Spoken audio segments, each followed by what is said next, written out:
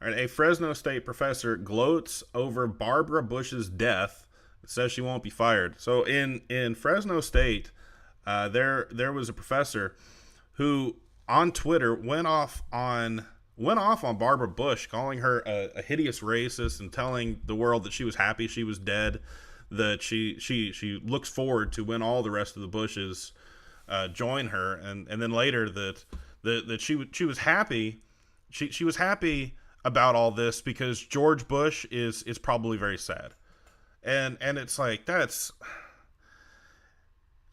it's like I was having a conversation with liberals about how can they frame their proposals so the conservatives will get behind them. And I gave them several pieces of advice on the values of conservatives, but here, when things like this happen, when we see major institutions celebrating the fact that you can be completely indecent with how you treat, this is a basic human issue.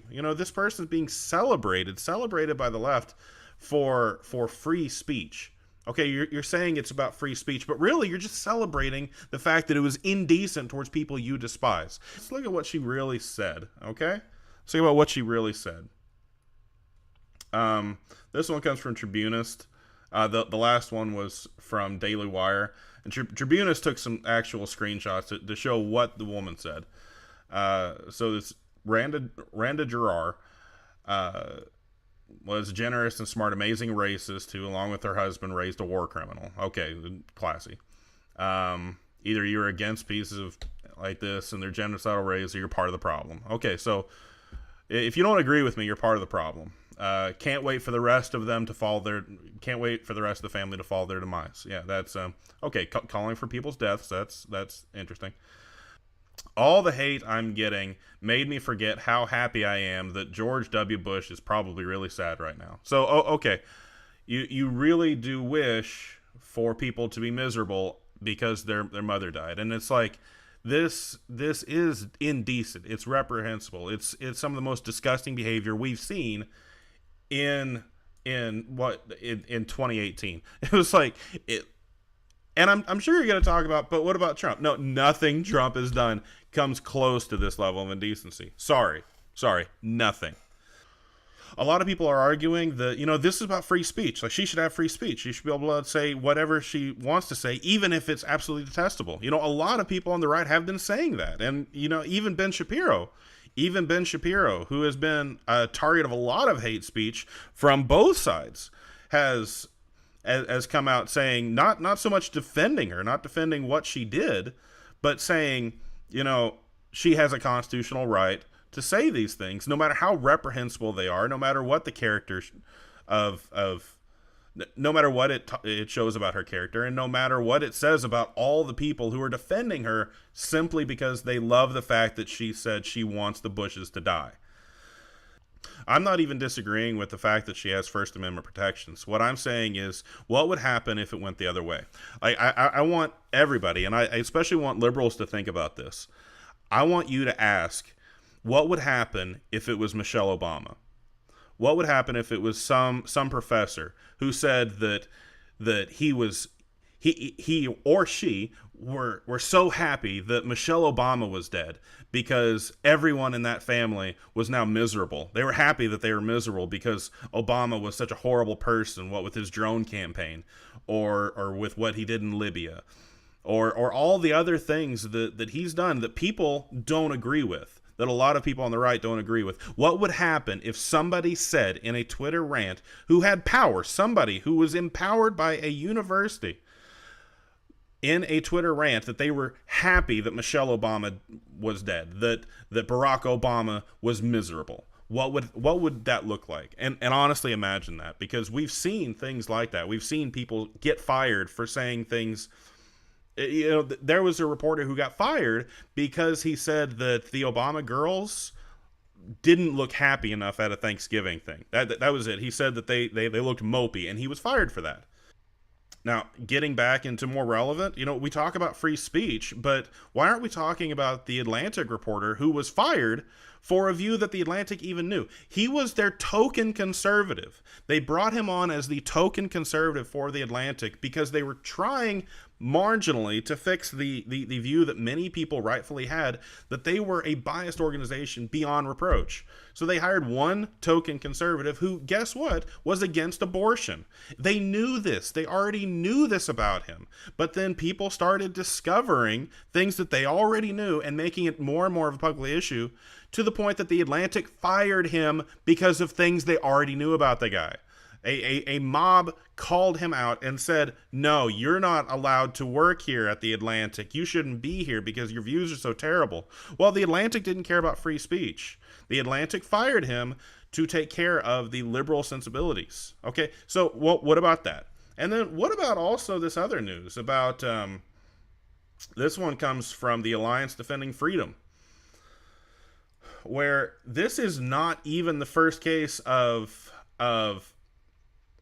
free speech being called into question at Fresno State.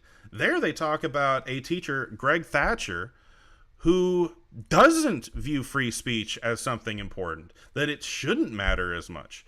Now, there you had students, a pro-life organization, that went out to Fresno State, got permission to protest themselves, were given permission to write pro-life messages and life-affirming messages on the sidewalk. It was a specific sidewalk, and they had written permission for it. However, Greg Thatcher told his students to erase it, and then claimed that because Fresno State is not a free speech area, that they aren't allowed to say it. They're not allowed to say things unless they say it in a very specific point in campus, even though they had written permission for it. So Greg Thatcher doesn't believe in free speech when he himself is a tenured professor at Fresno State. However, when a different professor says things that are patently egregious, she's given full protection on free speech. I guess where I'm frustrated with this isn't that I think that everybody should be fired for saying things that are offensive. It's not that. It's like where I'm frustrated is with the inconsistency on the matter. You know, even at Fresno State, you have a group of students who go out of their way to make sure that they do everything right, go through all the proper channels to get permission to use their freedom of speech. You shouldn't have to get permission to use your freedom of speech in the first place, but they did. They received written permission to put their voices out and to be heard in a certain area, and then a professor went out of his way to tell other students to deny these kids their rights. Now that's deplorable. That also happened at Fresno State. But then he followed it up with saying that no, here is not free speech. There is an area for free speech. You can go to that area. You know, we've segregated an area where you can have your rights. Now it's separate, but it's equal. Then we have this where this professor doesn't have a free speech area. She has Twitter. She can go literally anywhere in the world and say absolutely anything, and her free speech is protected. Well, why doesn't it go both ways? Why is it that students' free speech at Fresno State is accosted, but a professor can literally say the most deplorable thing she can possibly think of? You know, it's like you can't protect only the views that you agree with. And the fact that you're protecting them, that says a lot. That says a lot. Now then we have to talk about within all of education and the fact that conservatives do face repression and that they don't get to exercise their free speech even at the tenured professor level.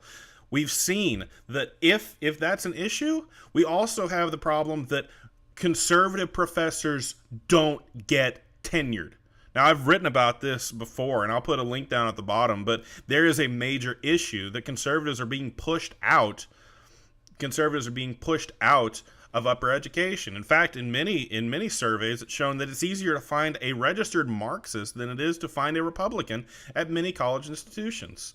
Now, that should be something that terrifies us, given that half of the nation does not have representation at institutions of higher learning. And to say that this is a free speech area, that the institution of higher education celebrates free speech, well, you know, you really don't get to say that you celebrate free speech when you only celebrate the free speech of the most hateful people who you kind of agree with. And something else I don't really get about all this with the talk about celebrating free speech and protecting her rights to have free speech. Where were all these professors and all these school boards and all the presidents of the universities whenever conservative speakers weren't allowed to come onto campus? Where were they when thousands of conservative professors felt like they couldn't actually come out of the closet as a conservative because they would not get tenure? Or even tenure professors who did lose their jobs. Like, where was all this? It's like colleges have been completely shown to be anti-free speech for the better part of a decade now. But now all of a sudden they're willing to say, well, we celebrate free speech because this person says that Mrs. Bush, Barbara Bush, was a witch and that she's glad she's dead, and that George Bush, the war criminal she raised, she's happy that he's in mourning because he's sad. She's happy about that. No, now you grow your free speech bone. It's like, why is it that you were censoring people who were being insensitive, who were not being politically correct when they said things like, much of the problem that we're having dealing with black suffering in their neighborhoods is not because whites are racist. It's because there's issues going on and policies being made that are causing bad things to happen in the black communities, which are a natural consequence of bad policies. That was called racist, and that was said that you couldn't say that on college campuses because it would offend people. And college campuses were fine with censoring that. That was called racist behavior. Everything else dealing with conservatives were called racist on campus. They were banned because they were racist, they were sexist, homophobic, Islamophobic. Everything. Even a feminist of decades, a decades-long feminist, Christina Hoff Sommers, was banned from college campuses because she was sexist against women. No, college campuses don't get to say now they're celebrating free speech. Now they're protecting free speech, when for so many years they've been doing exactly the opposite. Okay, you don't get to grow your backbone on free speech only when somebody says something absolutely disgusting, something that if you really cared about hate speech, you would be saying something about this. You don't get to grow your backbone today. No, it's not free speech if it's only free speech for people you agree with. And yes, you agree with her. You agree with her every single word of it. You can't come out and say, this does not reflect the values of this university, and then protect her. Okay? When you do things that show you will only protect free speech of people who are hateful, but their hate aligns with your values, you're not protecting free speech. In fact, you're the opposite.